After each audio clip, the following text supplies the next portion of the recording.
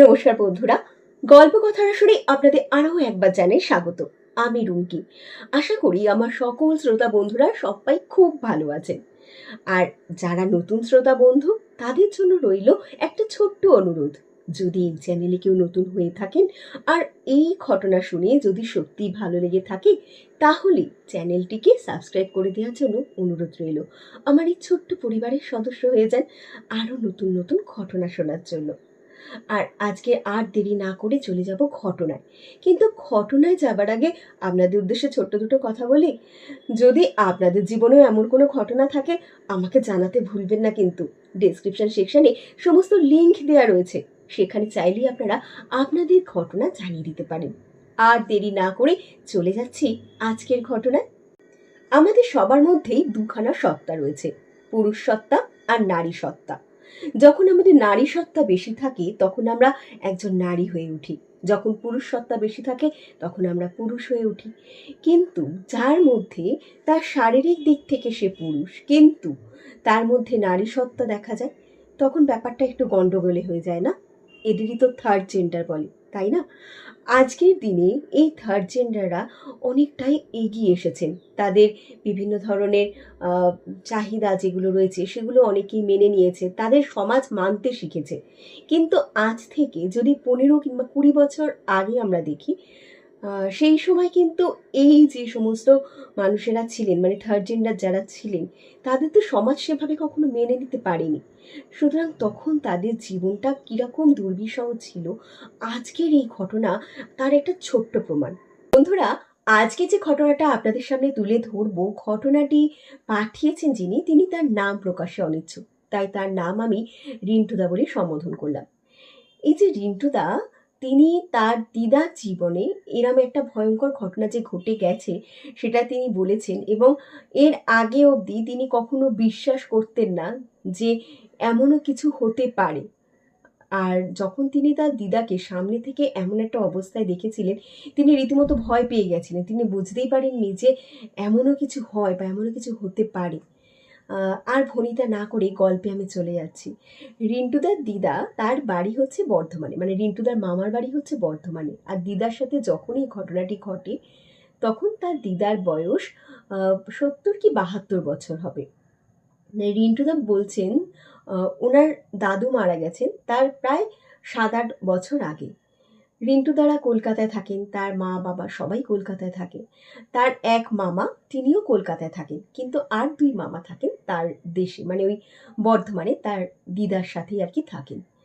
তা যখন রিন্টুদার দিদা আর কি সদ্য বিধবা হন, তখন যখন তিনি সাদা শাড়ি পরতে শুরু করেছিলেন, রিন্টুদার সেই মামা, রিন্টুদার মা কিংবা অন্যান্য যে মামারা রয়েছেন, তারাও বারবার তখন তাকে বারণ করেছিলেন, তুমি চোখের সামনে সাদা শাড়ি পরে ঘুরো না, আমাদের দেখতে খুব খারাপ লাগে। আর রিন্টুদার দিদা না, মানে উনি বলছেন আমার দিদা প্রচণ্ড সেজে গুজে থাকতেন, মানে সবসময় এরম বড় লাল টিপ পরে থাকতেন, লাল পাড়ে সাদা শাড়ি, কপাল ভর্তি সিঁদুর। এরম একটা মানুষ যখন ওরম একদম ধপধপে একটা সাদা ফ্যাকাশে শাড়ি পরে চোখের সামনে দিয়ে ঘুরে বেড়াচ্ছে, সেটা না কেউ যেন মেনে নিতে পারছিল না। কিন্তু ওনার দিদা একেবারে অটুট যে না, আমাদের গ্রামের দিকে এইসব চলে না, আমরা সাদা শাড়ি দেখে অভ্যস্ত, সুতরাং আমি যতদিন বেঁচে থাকবো এরম সাদা শাড়ি পরবো, আমাকে ওরম কালারিং শাড়ি পরার কথা তোরা কেউ বলিস না। অনেক করে বলার পরেও যখন দেখছে তিনি মন থেকে মেনে নিতে পারছেন না, তা তখন রিন্টুদার মা বাবা বলুন বা ওনার মামা মামি যারা রয়েছেন, তারা বলা ছেড়ে দিয়েছেন, যার যেটা ভালো লাগে, যে যেমনভাবে ভালো থাকে তাকে সেরমভাবে থাকতে দেওয়া উচিত, তাই না? না, সেই জন্য উনি আর মানে ওনার বাড়ির লোকেরা আর কেউ কিছু ওনাকে জোরজাবস্তি করেননি। রিন্টুদার মামার বাড়ির পাশে 5খানা বাড়ি পরে আর একটা বাড়ি রয়েছে, আর সেই বাড়িটা হচ্ছে রিন্টুদার ছোট দাদুর বাড়ি। ছোট দাদু বলতে রিন্টুদার যে দাদু ছিলেন তার খুড়তুতো ভাইয়ের বাড়ি হচ্ছে ওইটা। এবার সময়ের সাথে সাথে আস্তে আস্তে যেটা হয় না, ফ্যামিলির মধ্যে বিভিন্নভাবে ঝামেলা ঝঞ্ঝাট হয়, আস্তে আস্তে সবাই দূরে সরে যায় বা আলাদা হয়ে যায়, কথাবার্তা বন্ধ হয়ে যায়। এমনভাবে অনেকের সাথেই হয়তো কথাবার্তা বন্ধ হয়ে গেছে, কিন্তু ওই ছোট দাদুদের সাথে খুব ভালো একটা সম্পর্ক রয়ে গেছে রিন্টুদার মামার বাড়ি। তাই রিন্টুদা আসলে পারে মাঝে মধ্যেই ওই ছোট দাদুদের বাড়িতে যেত। গিয়ে ওখানে গল্প গাছা করতো, সবাই আসতো ওদের বাড়িতে। আর এই রিন্টুদার যে দিদা ছিলেন, এই দিদা আবার ওই ওখানে যে ছোট দাদুর দুই ছেলের মধ্যে এক ছেলে কলকাতায় থাকেন, আর আরেক ছেলে যে রয়েছে তার দুটো সন্তান, তার মধ্যে একটি ছেলে রয়েছে আর একটি মেয়ে। তা ওই ছেলে মেয়েকে খুব ভালোবাসতো, মানে নিজের নাতি নাতনিকে যেমন ভালোবাসতো, তা ওই ছেলে মেয়ে দুটোকেও ওরম ভালোবাসতো। যদি কোনো কিছু আনা হয়েছে, মানে যাই আনা হোক, এই নাতি নাতনির জন্য আনা হলে পারে রিন্টুদার দিদা নাকি আলাদা করে ওই নাতি নাতনির জন্যও কিনিয়ে আনাতেন। বলতেন আমার আমার এদিকে রিন্টুদা তো বাইরে থাকে, যেহেতু উনি, এটা ওর মামার বাড়ি, কিন্তু ওখানে তো ওর দুই মামা রয়েছে, তাদের ঘরেতেও দুজন করে ভাই, মানে একটা মামার দুটো ছেলে আর একটা মামার একটা ছেলে, তিন ভাই রয়েছে। তা উনি বলতেন আমার তিনটে না, আমার পাঁচখানা নাতি এখানে আমার কাছে থাকে। এতটাই উনি ভালোবাসতেন, তাই যা আনা হতো সেটা যদি কমও আনা হতো সেটা পাঁচটা ভাগ হতো, এরমভাবে তাদের মানে করা হতো ভাগ। আর ওই বাড়িতে মানে ওই কাকার মানে ওই মামার যে বাড়ি, মানে রিন্টুদার ওটা তো আর একটা মামার বাড়ি হয়, তা ওই মামার বাড়িতে ওই যে ছোট মামা রয়েছে তার এক ছেলে এবং এক মেয়ে। এবার ওই এক ছেলে যে রয়েছে তিনি আসলে ছিলেন থার্ড জেন্ডার। তাকে পাড়ার লোকেরা খুব একটা পছন্দ করতো না, তার একটু ওরকম মেয়ে মেয়ে আচরণ বা ওরকম কথাটা মেয়ে মেয়ে বলে তাকে সবাই একটু হ্যাটা করতো। এমনকি বাড়ির লোকেরাও না তাকে খুব একটা যেন পাত্তা দিত না, মানে সে যেন কিছুই না, এরম একটা হাব ভাব। এমনকি রিন্টুদার বলছেন যে ওই যে মামা রয়েছে সেই মামাও কিন্তু নিজের ছেলেকে খুব একটা পছন্দ করতো না, তার এইরকম হাঁটা চলার ধরন বা এরকম কথাবার্তা বলার ধরন দেখে। মামি প্রচণ্ড ভালোবাসতেন, কিন্তু পাড়ার লোকেরাও যেহেতু ওকে খুব একটা পছন্দ করতো না, মামাও খুব একটা পছন্দ করতো না, ওই নিয়ে কিন্তু ছেলেটির মধ্যে প্রচণ্ড একটা দুঃখ ছিল। আর ও চট করে না একদম বাইরেও বেরাতো না, খুব ঘরেতেই থাকতো, নিজের মতনই থাকতো, পড়াশোনা করতো, নিজের জগতেই একটা তৈরি করে নিয়েছিল বলা যায়, কারোর সাথে তেমনভাবে মিশতো না। আর বেরালেও টুকটাক হয়তো অল্প কিছুক্ষণের জন্য বেরাতো, কিন্তু রিন্টুদার দিদার কাছে কিন্তু প্রায় আসতো, এসে গল্প করতো, রিন্টুদার দিদার সাথে অনেকক্ষণ বসে বসে আড্ডা দিত। বন্ধু বলতে যেন ওই রিন্টুদার দিদাই ওর একটা বন্ধু, এরম একটা ব্যাপার ছিল। তা সেদিনকে রিন্টু দ্বারা পুজোর পরের ঘটনা এটা, যেহেতু লক্ষ্মী পুজো হবে না, লক্ষ্মী পুজো হয়ে গেছে, তারপরে মামার বাড়িতে ঘুরতে গেছে রিন্টু দ্বারা, এবং সেখানে গিয়ে থাকবেন বেশ কিছুদিন, কালী পুজো কাটিয়ে একবারে ভাইফোঁটা কাটিয়ে তারপর ওনাদের ফেরার কথা ছিল। তা ওনারা ওখানে গেছেন। তা ওই ছেলেটিও আসে রিন্টুদার থেকে, ছেলেটি বছর চারেকের বড় হবে। তা সে আসে, এসে গল্প করে, রিন্টুদার সাথেও তার খুব ভাব, এসে গল্প টল্প করে। তা একদিন রাত্রিবেলা রিন্টুদা বলছে আমরা শুয়ে আছি, হঠাৎ একটা প্রচণ্ড চিৎকার চেঁচামেচি আওয়াজ পেলাম। তা এত জোর চিৎকার চেঁচামেচি শুনে ধরপর করে সবাই ঘুম থেকে উঠেছি। আর বর্ধমান তো একটু গ্রাম সাইডে, যেহেতু বুঝতেই পারছেন পুজোর সময় না তখন একটু ঠান্ডা ঠান্ডা সবে পড়েছে, তাই বাইরেটা একটু নিঝুম, একটু চুপচাপ মতো। তা অত রাত্রিবেলা যখন ওই চিৎকার চেঁচামেচি আওয়াজ হয়েছে, তা রিন্টুদা বলছেন যে আমি ধরপর করে উঠেছি, বাড়িরও সবাই চিৎকার করে উঠেছে, কী হলো কী হলো। ওরা সবাই বেরিয়ে গেছে, বেরিয়ে গিয়ে দেখছে যে ওই যে মামার বাড়ি, ওদের বাড়িতে দাউ দাউ করে আগুন জ্বলছে একটা ঘরেতে। তা সাথে সাথে সবাই গেছে, গিয়ে জল টল দিচ্ছে। তা ঘরেতে সেই ছেলেটি, মানে ওই যে ছেলেটি আর কি থার্ড জেন্ডার বলা হয়েছে, ওর আমি একটা নাম দিলাম, ওর নাম বিমল দিলাম, ঠিক আছে? নামটা আমাকে বলেছিল, যদিও আমি নামটা আমাকে বলতে বারণ করেছে, আমি তাই নামটা বললাম না, আমি তার নাম বিমল দিলাম। তা বিমল ওই ঘরটাতে শুতো। তো ওই ঘরটাতে কোনো রকমভাবে রাত্রিবেলা আগুন লেগে গেছে। এবার বোঝা যাচ্ছে না কেউ আগুন লাগিয়ে দিয়েছে নাকি সত্যিই আগুন লেগে গেছে, সেটা জানা যায়নি, কিন্তু আগুন লেগে গেছে। আর সাথে সাথে বিমলের গায়েও আগুন লেগে গেছে এবং দাউ দাউ করে সে জ্বলছে। এবার দরজাটা তো খোলা ছিল, খোলা মানে ভেজানো ছিল। সাথে সাথে সবাই দরজা খুলে তাকে জল দিচ্ছে, দিয়ে কোনো রকম আগুন নেভানো হয়েছে। ওই রাত্রিবেলা তাড়াহুড়ো করে তাকে নিয়ে যাওয়া হয় হসপিটালে। এবার হসপিটালে নিয়ে যাওয়ার পর ডাক্তার তখন ওকে দেখে অলরেডি বলেই দেয় ওর 90% পুড়ে গেছে, ওকে বাঁচানোর কোনো সম্ভাবনা নেই। মানে যদি বাঁচে, মানে বাঁচবে না, একদম ধরে নিয়েই চলতে, কারণ 90% পুড়ে গেলে পরে আর কাউকে বাঁচানো সম্ভব হয় না। তারপরেও যদি বাঁচে তাহলে ভগবানের দয়া, আর কিছু না। তা ওরা সব শুনলো, কিন্তু অদ্ভুত ব্যাপার, ছেলেটি না পুরো গলা মানে এত অবধি পুড়েছে, মুখটা কিন্তু একদম অক্ষত রয়েছে, মুখে কিচ্ছু হয়নি ছেলেটির। এবার ওকে তো ওই অবস্থায় হসপিটালে নিয়ে যাওয়া হয়, হসপিটালে নিয়ে গিয়ে তাকে সাথে সাথে চিকিৎসা করানো হয়। আর যেদিনকে এই ঘটনাটা ঘটে ঠিক তার পরের দিনকে সবাই তো হসপিটালে দৌড়াদৌড়ি করছে, কিন্তু কতটা ভালোবাসতো এই দিদা, মানে এই দিদাকে না বলা হয়নি যে বিমলের গায়ে আগুন লেগেছে, বলা হয়েছে ওদের ঘরেতে এরম আগুন লেগেছে, অনেক জিনিস পুড়ে টুড়ে গেছে, কিন্তু বিমলের যে এরম হয়েছে সেটা কিন্তু তখনও দিদাকে জানানো হয়নি। দিদা হঠাৎ করে সেদিনকে মানে পরের দিনকে খুব ডাকাডাকি করছে, দিদা খুব একটা হাঁটাচলা করতে পারতেন না বাতে ব্যথার জন্য। তা সেদিনকে উনি খুব বলছেন, বিমলটাকে একটু ডেকে দাও না আমার কাছে, আমি একটু বিমলটার সাথে কথা বলবো। তা সেই তো কেউ বলতে পারছে না যে বিমল আজকে হসপিটালে ভর্তি। দিদা শুনলে আরও টেনশন করবে, ভেঙে পড়বে, এবং দিদার শরীরের অবস্থা খুব একটা ভালো না, বেশ কদিন ধরে দিদার শরীরটাও খারাপ যাচ্ছে। সেই সময় সবাই বলছে, হ্যাঁ হ্যাঁ বিমলদের বাড়িতে এরম আগুন টাগুন লেগেছে, ও ওইসব নিয়ে ব্যস্ত আছে, ওকে ডেকে দেওয়া হবে কোন, বলে একটু সবাই না এড়িয়ে যাচ্ছিল। কিরাম হয় না, উনি বুঝতে পেরেছিলেন বা কিছু হয়েছিল কোনো টেনশন থেকে হোক, যে কোনো কারণে না হঠাৎ করে উনি বিছানা থেকে পড়ে যান, এবং প্রেশারটা এতটাই বেশি ছিল যে মানে একটা মাইল্ড স্ট্রোক মতো হয়ে যায়। যখন ওনাকেও হসপিটালে নিয়ে যাওয়া হয়, ডাক্তার বলেন যে ওনার কিন্তু ব্রেন হ্যামারেজ হয়েছে, উনি সুস্থ হবেন কিন্তু কোনো না কোনো একটা অর্গানের কিন্তু ডিফেক্ট হবে, এটা মেনে নিতে হবে। আর সেটা হয়তো দীর্ঘ প্রসেস চলবে, ফিজিওথেরাপি করতে হবে, করলে পারে হয়তো আস্তে আস্তে ঠিক হতে পারে, তবে ওনার কিন্তু কোনো না কোনো একটা অর্গানে, একটু বয়সও যেহেতু হয়েছে, অর্গানে কিন্তু প্রবলেম মানে আসতে বাধ্য। দিদা তো হসপিটালে ভর্তি, এই সময় হঠাৎ খবর আসে সেই বিমলদা নাকি মারা গেছে। এবার অদৃষ্টকে তো কেউ আটকাতে পারে না, ডাক্তার বলেই দিয়েছিলেন যে ওনার অবস্থা খুব একটা ভালো না, আর উনি বাঁচবেনও না, আর যদি বেঁচেও যান তাহলে হয়তো ওনার আরও কঠিন একটা পরিস্থিতির মধ্যে দিয়ে ওনাকে যেতে হতো, সাথে বাড়ির লোককেও সেই কঠিন পরিস্থিতি সম্মুখীন হতে হতো। তা একদিকে যা করে ভগবান বলে না ভালোর জন্য করে, তা তিনি তো মারাই গেছেন, কিন্তু এই কথাটা কি করে ঠাকুমাকে মানে দিদাকে গিয়ে বলবে, কেউ দিদাকে এই কথাটা তাই জানাই যে বিমল মারা গেছে। এদিকে এর মাঝখানে দিদারও হসপিটাল থেকে ডিসচার্জ হওয়ার সময় হয়ে যায়, দিদাকে হসপিটাল থেকে বাড়িও আনা হয়। এবার বাড়িতে যখন দিদাকে আনা হয়, যেদিনকে আনা হয় সেদিনকে আনতে আনতে বেশ সন্ধেও হয়ে গেছে, সেদিনকে এনে তাকে খেতে টেতে দেয়া হয়। কিন্তু এই কদিন যে তিনি অসুস্থ হয়েছিলেন, কারোর সাথে কথাবার্তা বলছিলেন না বা বলতে হয়তো পারছিলেন না সেভাবে, তারপর তিনি হাঁটাচলা আগেও করতে পারতেন না খুব একটা পায়ে ব্যথার জন্য।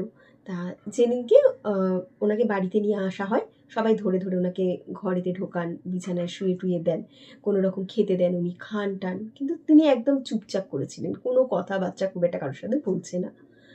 ঠিক তার পরদিন থেকে গল্পটা পুরো পরিবর্তন হয়ে যায়। যে দিদা পায়ে ব্যথার জন্য একেবারেই হাঁটাচলা করতে পারতো না, নিজের ঘরে হয়তো একটু একটু হাঁটতো, পাশের ঘরে একটু গেল, আর বাথরুমে হয়তো একটু গেল, বাথরুমটাও একদম কাছাকাছি, তাই যেতে খুব একটা অসুবিধা হতো না, তাও একটু ধরে ধরে যেত। সেই দিদাই পরের দিন থেকে রীতিমতো এই ঘর ওই ঘর দিব্যি হেঁটে বেড়াচ্ছে, দিব্যি সিঁড়ি বেয়ে মানে সিঁড়ি ধরে ধরে আস্তে আস্তে ছাদে চলে গেছে। মানে এইটা দেখে সবাই হতবাক, এটা কি করে সম্ভব হতে পারে, মানে মায়ের এত পায়ের ব্যথা, সে হাঁটা চলা করতে পারে না, সে কি করে ছাদে চলে গেল। সবার মধ্যে এই একটা মানে ব্যাপার নিয়ে চিন্তা এসেছে যে এটা তো সম্ভবই ছিল না, তাহলে কি ওষুধ মানে কোনো ওষুধ পড়েছে যার জন্য মায়ের পাটা একদম ঠিক হয়ে গেছে, তাহলে কি এরম হাঁটাচলা করছে, সেটা হতে পারে। সবাই সেটাই ধরে নিয়েছে, কিন্তু গল্প পরিবর্তন হয় ঠিক তার 4-5 দিন মাথায়। এই 4-5 দিনের মাথায় এমন কিছু ঘটনা ঘটে যা দেখে বাড়ির লোক একবারে তাজ্জব বেনে যায়। এই যে দিদা অন্যান্য যে সমস্ত বউরা রয়েছে তাদের সবাইকেই ভালোবাসতো, কিন্তু রিন্টুদার যে মেজো মামা রয়েছে, সেই মেজো মামার যে ওয়াইফ রয়েছেন তাকে রিন্টুদারা রাঙা মামি বলে। তা এই রাঙা মামির ওপর দিদার কিন্তু একটা আলাদাই টান ছিল, আর রাঙা মামিকে না পুরো নিজের মেয়ের মতো ভালোবাসতো, আর রাঙা মামিও মানে দিদাকে প্রচণ্ড ভালোবাসতো। এদিকে এই রাঙামামি কিন্তু বিমলকেও খুব ভালোবাসতো, মানে নিজের সন্তানের মতোই কিন্তু বিমলকে খুব ভালোবাসতো। সে বিমলে মারা গেছে এই কান্নাটা লুকিয়ে লুকিয়ে কাঁদে, দিদার সামনে কখনো প্রকাশও করতে পারে না যে এরম বিমল নেই, তার মনে যে কতটা কষ্ট হচ্ছে। বাড়ির কেউই তো দিদার সামনে সেটা প্রকাশ করেনি। আর এখানে আর একটা মজার কথা বলি, দিদা যে ফিরে এসেছে, সে রীতিমতো হাঁটা চলা করছে, সেই কিন্তু একবারের জন্যেও বিমলের কোনো খোঁজ নেয়নি। বিমল কেমন আছে, বিমল কোথায়, যে লোকটা মানে যে মানুষটা একদিন বিমলকে না দেখে থাকতে পারতো না, বিমল কোথায়, বিমলকে ডেকে দাও এরম করতো, সে এই 6-7 দিনের ওপর হয়ে গেছে রয়েছে বাড়িতে, একদিনের জন্য কিন্তু বিমলের নাম নেয়নি। আর সবাই তো জানে দিদা এ ঘর ও ঘর এখন ঘুরে বেড়ায়, আর রিন্টুদাও সেই সময় ওখানে ছিলেন, তা তিনিও জানতেন যে দিদা এদিক ওদিক ঘুরে বেড়াচ্ছে। সে আবার ইয়ার্কি মেরে দিদাকে বলতো, কি গো দিদা, তুমি কি হসপিটাল থেকে একেবারে সুস্থ হয়ে ফিরলে, তোমার তো পায়ে বেশ জোর বেড়েছে, এরম নাকি দিদাকে নিয়ে ইয়ার্কিও করতো। কিন্তু দিদা না একদম চুপচাপ থাকতো, কারোর সাথে খুব বেশি কথাবার্তা এই কদিন একদমই বলেনি। এর মধ্যেই যে ঘটনাটা ঘটলো, হঠাৎ একদিন দেখছে রিন্টুদার মা অন্য একটা ঘরে, মানে পাশের ঘরে যাবে, তা সেই ঘরটায় যেতে গেলে পারে রাঙা মামি যে রয়েছে তাদের ঘরের পাশ থেকে, মানে তাদের ঘরের সামনে থেকে ওই পারে, মানে ওই পাশের ঘরটায় যেতে হয়। তা যখন রিন্টুদার মা পাশের ঘরে যাবে, হঠাৎ দেখছে রাঙা মামিদের ঘরেতে বসে রয়েছে দিদা। শুধু বসে রয়েছে তা না, এই রাঙা মামির মানে বিছানার সামনে ওদের ড্রেসিং টেবিল রয়েছে, সেই ড্রেসিং টেবিলের সামনে তাকিয়ে নিজে নিজে হাসছে। তার কপালে একটা এই বড় সেই লাল টিপ পড়েছে, তার মধ্যে আবার লিপস্টিক লাগিয়েছে, ওখানে যে চুড়ি মানে চুড়ি ছিল রাঙা কাকিমা, সেই সব চুড়ি হাতে পড়েছে। এমনকি যে মানে রাঙা কাকিমার একটা ওড়না ছিল, লাল রঙের ওড়না, সেই ওড়নাটা পুরো মাথায় নিয়ে, মানে পুরো মাথায় আমার ঘোমটা মতো দেয় না, ওরকম পুরো ঘোমটা মতো দিয়ে বসে রয়েছে। এইটা দেখে আর রিন্টুদার মায়ের না মানে একদম স্তম্ভিত হয়ে গেছে, এটা কি দেখছি, এই মানুষটা, মানে আমরা চিনতে পারছি না নিজের মাকে, এইরকম একটা ব্যাপার। এবার রিন্টুদার মা এই দেখে দৌড়ে যায় রাঙা কাকিমার কাছে, গিয়ে বলে, বৌদি গো দেখবে আসো মা কি করেছে, বলে সাথে সাথে সবাই দৌড়ে আসে। এসে যখন দিদাকে দেখে, দেখে মানে সবাই স্তম্ভিত, যে এ কাকে দেখছে, যে মানুষটা বিধবা, সে কোনোদিন মানে একদম এইসব থেকে দূরে রয়েছে, সে এইরকম একটা জিনিস পরে বসে রয়েছে। এবার যখন সবাই মিলে বলেছে, মা এটা তুমি কি করেছো, সে ভয় হোক বা যে কোনো কারণেই হোক হঠাৎ করে পুরো অজ্ঞান হয়ে গেছে। এবার যেই অজ্ঞান হয়ে গেছে, সবাই ধরে ধরে নিয়ে গেছে তাকে নিজের ঘরেতে নিয়ে গিয়ে তার চোখে মুখে জল দিয়েছে। অনেকটা সময় পর তার সেন্স এসেছে। যখন সেন্স এসেছে তখন ডাক্তার ডাকা হয়েছে, ডাক্তারকে সব কিছু বলা হয়েছে, এই ব্যাপার হয়েছে। ডাক্তার তো মানে ডাক্তারকে কি আর এইসব কথা বলতে পারে, ডাক্তারকে এইসব কথা বলেনি, কিন্তু ডাক্তারকে বলেছে এইরকম অজ্ঞান হয়ে গেছে। ডাক্তার ডাক্তারের মতো দেখেছে, দেখে বলছে, না সবই তো পালস রেট দেখে চেক করে বলছে সবই তো নর্মালি আছে, আপনাদের তো চিন্তার কোনো ব্যাপার নেই, উনি তো একদম সুস্থই রয়েছে, আপনারা চিন্তা করতে যাবেন না, বলে ডাক্তার বেরিয়ে গেছে। এরপর থেকে অদ্ভুত অদ্ভুত সব জিনিস করতে থাকে ওই বাড়িতে। এই যে রাঙা কাকিমা, মানে এই বিমল যিনি ছিলেন, ইনি এই রাঙা মামিকে রাঙা কাকিমা বলে ডাকতেন। তা দিদা যখন সুস্থ হয় তখন হঠাৎ করেই তিনি বলছেন, রাঙা কাকিমা করে চিৎকার চেঁচামেচি করে, মানে সারাক্ষণ রাঙা কাকিমাকে খুঁজে বেড়াচ্ছে। তা সবাই তো অবাক হয়ে গেছে, যাকে রাঙা বউ বলতো সে হঠাৎ করে তাকে কাকিমা কেন বলতে লেগেছে। তখনও না কারোর মধ্যে, মানে কারোর মাথায় সেটা আসেনি যে কেন এইরকম হচ্ছে, মানে তার মধ্যে এইরকম কেন পরিবর্তন। কিন্তু এরপর আস্তে আস্তে যত দিন যাচ্ছে, দিদার হাব ভাব, তার কথা বলার ধরন, তার হাঁটা চলা, সব কিছু আস্তে আস্তে বিমলের মতো পরিবর্তন হয়ে যাচ্ছে। মানে এইটা সবার চোখে খুব নিখুঁতভাবে পড়তে থাকে। সবাই তো টেনশন করতে থাকে যে এটা তাহলে কি করে হচ্ছে, এটা সম্ভব কি করে হয়। তা সেখানে রিন্টুদা বলছে, আমি এই প্রথম দেখলাম দিদাকে এরম একটা অবস্থাতে। এবার তার মধ্যে যখন এরকম কিছুদিন হয়েছে, একদিন ওই বিমলের যে মা, তিনি এসেছেন এদের বাড়িতে, মানে রিন্টুদার মামার বাড়িতে এসেছেন। যেই রিন্টুদার মামার বাড়িতে এসেছেন সেদিনকে যে দিদাকে দেখবে বলে উনি এসেছিলেন আর কি। তা দিদা সে সময় বাথরুমে ছিল। তা উনি এসে বলছেন যে আমার তো নিজেরই একটা এত কষ্টের মধ্যে দিয়ে দিন যাচ্ছে, আমি তো ছেলেটাকে কিছুতে ভুলতে পারিনি। মাসিমা এসেছে, মাসিমাকে দেখতে আসবো, সেই সময়টাও আমার হয়ে উঠছে না। মানে আমি কোন মুখে এসে দাঁড়াবো? উনি যদি আমাকে এসে জিজ্ঞাসা করেন বিমল কোথায়, আমি তাহলে কি কথা বলবো? আমি না সেই জন্য আসতে পারিনি। তা এইদিকে রিন্টুদার মা রয়েছেন, রাঙা কাকিমা রয়েছেন, ওনার সরি রাঙা মামি রয়েছেন, আর এক ছোট মামি রয়েছে। তারা কেউ কিচ্ছু বলতে পারছে না যে ওই দিদার মধ্যে কী সব পরিবর্তন তারা দেখছে। তা তখন রাঙা মামি যে ছিল উনি বলছেন যে আচ্ছা দিদি, তুমি না কান্নাকাটি করো না, মা তো অসুস্থ, তুমি না এখন বাড়ি চলে যাও, মা একটু ঠিক হোক, কারণ আসলে তো জানো, বুঝতেই পারছো বিমলের কথা হয়তো জিজ্ঞাসা করবে, ইচ্ছা করি না এই কথাটা বলেছে যাতে ওই ওই মামি আর কি বাড়ি চলে যায়।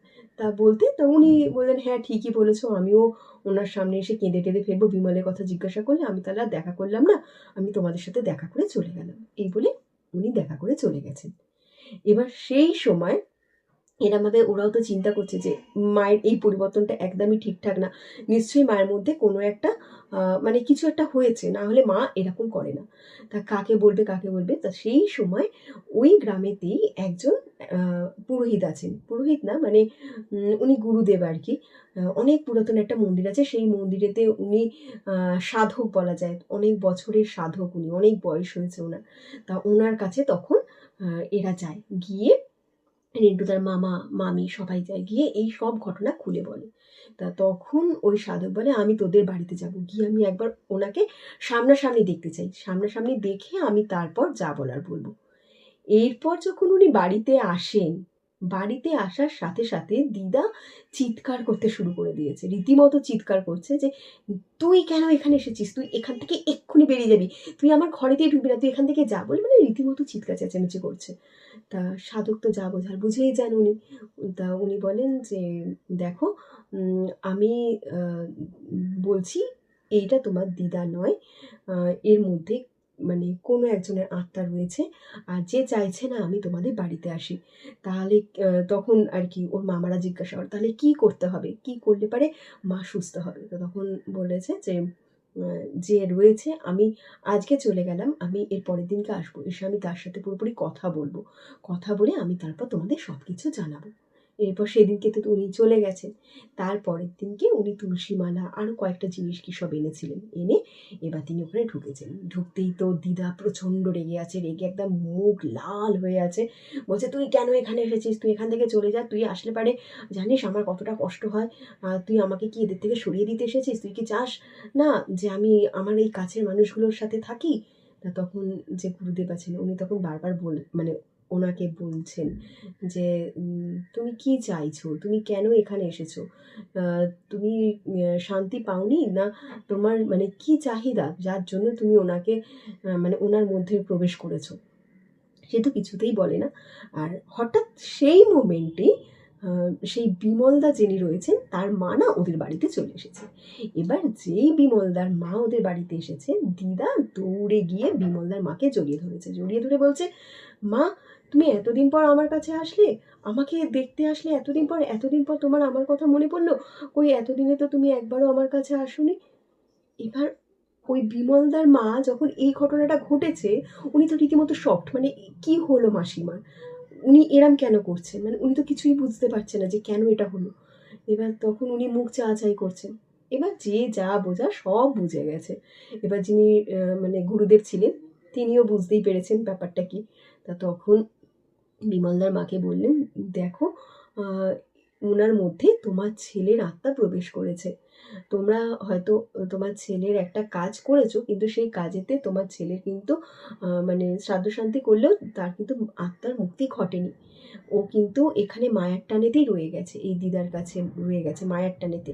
তোমরা সবাই একসাথে বসে একটা শ্রাদ্ধ শান্তির ব্যবস্থা করো, আর সেইখানে মানে এই বিমলদার যে মা রয়েছে তাকেও বলে যে তুমিও এই শ্রাদ্ধ শান্তিতে অংশগ্রহণ করবে, এবং তুমিও সেই মানে সেখানে জল দান করবে, এবং যা যা করণীয় এরা করবে তার সাথে তোমাকেও করতে হবে, করলে পারে তাহলে হয়তো তোমার ছেলে মুক্তি পেতে পারে।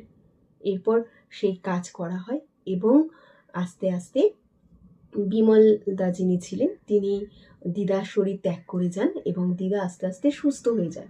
এবার দিদা যখন সুস্থ হন না, তখন দিদার দেখা যাচ্ছে বাঁ দিকের হাত আর বাঁ দিকের পাটা কিন্তু খুব একটা ভালো নড়াচড়া করতে পারছে না। হাঁটা চলা তো আগেই করতে পারতেন না, কিন্তু এরপর থেকে তিনি একেবারেই আর হাঁটা চলা তেমনভাবে করতে পারছেন না। বিশেষ করে বাঁ দিকটা তার পড়ে গেছে বলতে গেলে পারে, মানে কাজ করছে, মানে খুব একটা ভালোভাবে হাত ওঠাতে পারছে না, পা তুলতে পারছে না।